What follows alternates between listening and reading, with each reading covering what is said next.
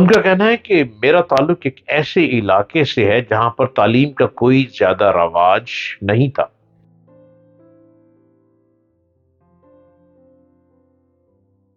السلام علیکم، آپ دیکھ رہے ہیں یوٹیوب چینل ڈاکٹر جلیل اسلم آفیشل۔ کیمبرج یونیورسٹی کے سب سے کم عمر سائنسدان ڈاکٹر عبدالصمد بلوچ کی داستان، جن کو کراچی کے ایک اسکول پرنسپل نے کہا تھا بہتر یہ ہوگا کہ تم گاؤں جاؤ اور اپنے والد صاحب کے ساتھ زمینوں پر مدد کرو۔ پاکستان کے صوبہ بلوچستان کے پسماندہ ضلع کیچ کے دور دراز گاؤں بلیدہ کے رہائشیوں نے کبھی سوچا بھی نہیں ہوگا کہ ان کے علاقے کے ایک بہت غریب طبقے کے زمیندار کا بیٹا خلائی ٹیکنالوجی پر کام کرنے والا سائنسدان اور برطانیہ کی کیمبرج یونیورسٹی میں اپنے ڈپارٹمنٹ کا سب سے کم عمر سینئر ریسرچ سائنسدان اور فیلو ہونے کا اعزاز حاصل کرنے والا ہے۔ آج ان پر ہم بات کریں گے۔ ان کا کہنا ہے کہ میرا تعلق ایک ایسے علاقے سے ہے جہاں پر تعلیم کا کوئی زیادہ رواج نہیں تھا، بلکہ پورے علاقے میں گنتی ہی کے چند لوگ ہوں گے جو خط وغیرہ پڑھ سکتے ہوں گے۔ ان کے مطابق میرے والد اور والدہ نے کبھی اسکول کا منہ نہیں دیکھا تھا، مگر بچپن ہی سے ان کی خواہش تھی کہ ہم پڑھ لکھ جائیں۔ ہم زمیندار ضرور ہیں اور زمینیں بھی کچھ ہیں، مگر ہماری زمینوں پر وہ پیداوار نہیں ہوتی جو ہونی چاہیے۔ چنانچہ والدہ میری ضرورتیں پوری کرنے کے لیے کیا کیا کرتی تھی بیان نہیں کر سکتا۔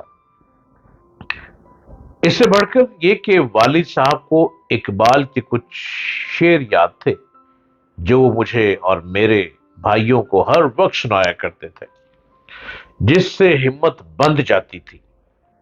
پڑھائی میں میری دلچسپی کو دیکھتے ہوئے والد صاحب ہمیں ساتھ لے کر کراچی کے علاقے لیاری پہنچ گئے۔ اب یہ سائنس ٹیسٹ جو ہے وہ اپنی باتیں بتا رہے ہیں۔ سائنسدان کے مطابق جب میں پہلی مرتبہ کراچی گیا تو یقین کریں کہ مجھے ایسے لگا کہ یہ کوئی اور ہی دنیا ہے۔ لوگ، گاڑیاں، ٹریفک اور روشنیاں دیکھ کر حیرت زدہ رہ گیا تھا۔ رات کے وقت جلتی لائٹیں دیکھ کر مجھے ایسا لگا کہ جیسے میں کسی روشنیوں کے شہر میں پہنچ گیا ہوں۔ لیاری میں ایک اردو میڈیم اسکول میں داخلہ لیا، مگر جلد ہی اندازہ ہو گیا کہ جب تک انگریزی اچھی نہیں ہوگی اس وقت تک ترقی کرنا ممکن نہیں ہے۔ ابھی بھی ایسا ہی ہے، جس کی انگریزی نہیں ہے اس کی ڈگریاں بیکار ہیں۔ اس صورتحال کا اندازہ ہونے کے بعد والد صاحب کو بتایا کہ مجھے انگلش میڈیم اسکول میں داخلہ لینا ہے، جس پر والد صاحب مجھے کلفٹن کراچی میں واقع مشہور شہرت یافتہ اسکول لے گئے، جو کہ ان کی استاد سے بڑھ کر تھا، لیکن انہوں نے میرے شوق کی خاطر مجھے وہاں پڑھانے کی ٹھان لی تھی۔ میں ایک دیہاتی بچہ تھا جو شہری طریقے تو زیادہ نہیں جانتا تھا، مگر میرے پاس والدین کا دیا ہوا اعتماد اور کچھ کر گزرنے کا حوصلہ تھا۔ اس موقع پر پرنسپل صاحبہ نے اپنے دفتر میں والد صاحب کی موجودگی میں میرا انٹرویو لیا اور انگریزی ہی میں مجھ سے بات چیت شروع کر دی۔ حالانکہ والد صاحب نے پرنسپل کو پہلے بتا دیا تھا کہ یہ یہاں داخلہ لینا ہی اس لیے چاہتا ہے کہ اس کی انگریزی بہتر ہو سکے۔ صورتحال یہ تھی کہ انگریزی تو مجھے آتی نہیں تھی، مگر سمجھ لیتا تھا۔ سب سے پہلے انگریزی میں میرا نام پوچھا، جس کا میں نے اردو میں جواب دیا۔ اس کے بعد انہوں نے پوچھا کہ والد صاحب کیا کرتے ہیں۔ میں نے بتایا کہ زمینوں پر کام کرتے ہیں۔ اس طرح انہوں نے کچھ اور سوال پوچھے جس میں سے میں کچھ میں سمجھ آئے اور کچھ نہیں۔ شاید ان کو اردو میں میرے جواب ناگوار گزرے، حالانکہ میں نے ان کو یہ بتانے کی بھی کوشش کی تھی کہ اگر مجھے داخلہ مل گیا تو میں بہت محنت کروں گا، مگر اس کے باوجود انہوں نے آخر میں مجھے کہا بہتر یہ ہوگا کہ تم گاؤں جاؤ اور اپنے والد صاحب کے ساتھ زمینوں پر مدد کرو۔ یہ ایسے الفاظ تھے جن کو سن کر میری آنکھوں میں آنسو آ گئے، جبکہ والد صاحب مجھ سے نظریں چرا رہے تھے۔ میں اس وقت 7ویں کلاس کا اسٹوڈنٹ تھا۔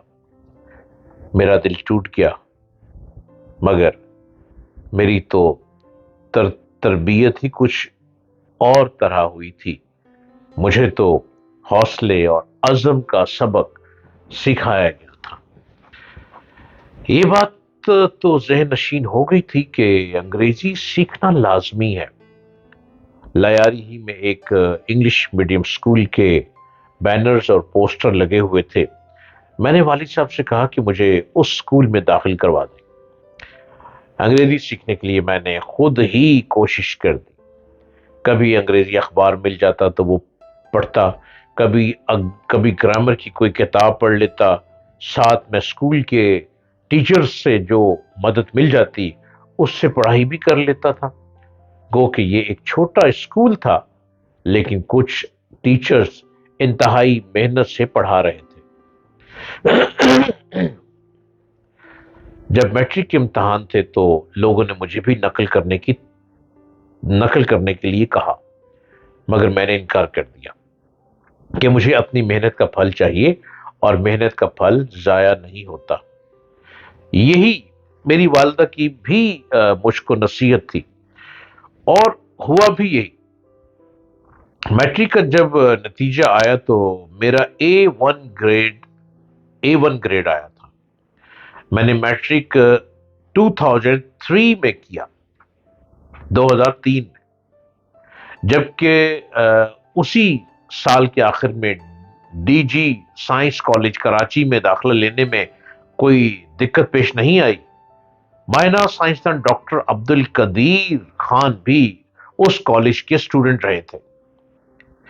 ایف ایس سی کے دوران میں ٹیوشن بھی پڑھاتا رہا، کیونکہ ظاہر ہے والدین پر اتنا بوجھ نہیں ڈال سکتا تھا، لیکن اس کی دوسری وجہ یہ بھی تھی کہ مجھے درس و تدریس اور تحقیق سے دلچسپی تھی۔ مجھے لگتا تھا کہ اگر میں پڑھاؤں گا تو زیادہ سیکھوں گا، اور ہوا بھی یوں ہی۔ ایف ایس سی کا سلسلہ اسی طرح چلتا رہا، اور جب نتیجہ آیا تو یہاں پر بھی میں نے A1 گریڈ حاصل کیا۔ انہی سائنٹسٹ کی گفتگو ہم پارٹ 2 میں آپ سے ڈسکس کرتے ہیں۔